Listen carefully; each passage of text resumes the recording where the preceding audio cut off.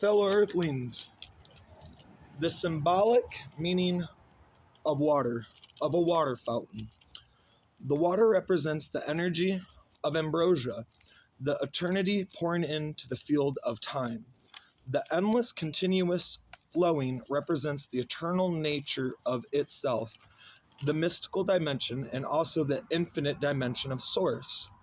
Since you can't see the water coming out of the ground of being, and also that it's coming from a different dimension, which is invisible to our senses. On a deeper level, there's a paradox and an archetypical response of the infinite coming from nothingness, which ironically enough is being postulated as the literal truth in the latest scientific origin studies, such as the Big Bang Theory.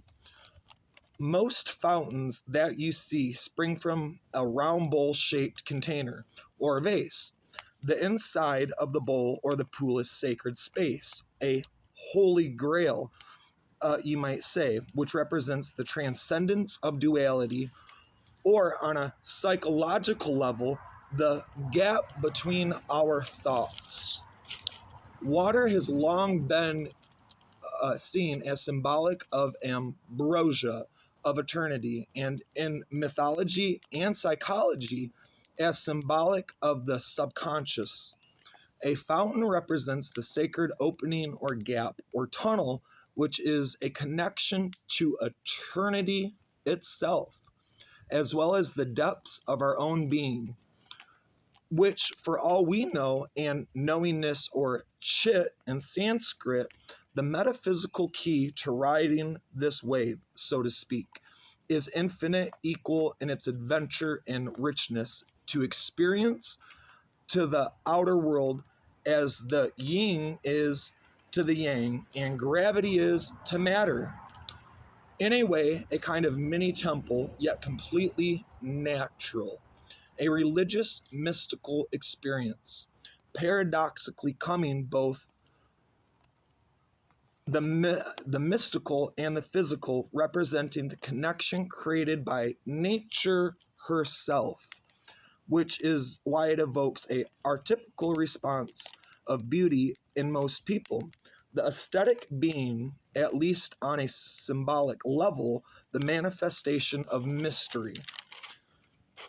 One element that struck me, especially looking at a still photograph of a water fountain, is the lingam yani symbolism representing Shiva coming out of the bowl or vase shaped yani, which is representative of the feminine aspect. But if you think about it, from a Hindu perspective, this makes total sense. The void out of which everything comes and back into which everything goes is the mother goddess of the universe. She is representative, symbolically speaking, of the divine, or of the universe. She is symbolically speaking the divine. The feminine represents life itself, and lingam, the male divine, represents the snake, who by piercing right through the middle throws off death itself, just like a snake throws off its skin. In fact, the lingam and the yoni are seen together like the yin and yang of Asia. As well as the water and the bowl, a fountain represents that of two are actually one, that the feminine and masculine are merely two different aspects of the same thing, just like the eternal and the immanent, the mysterious and the manifest, and indeed life and death. This represents to the soul transcendent nature of its own being.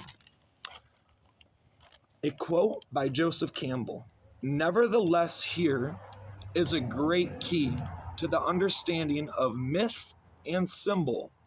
The two kingdoms are actually one.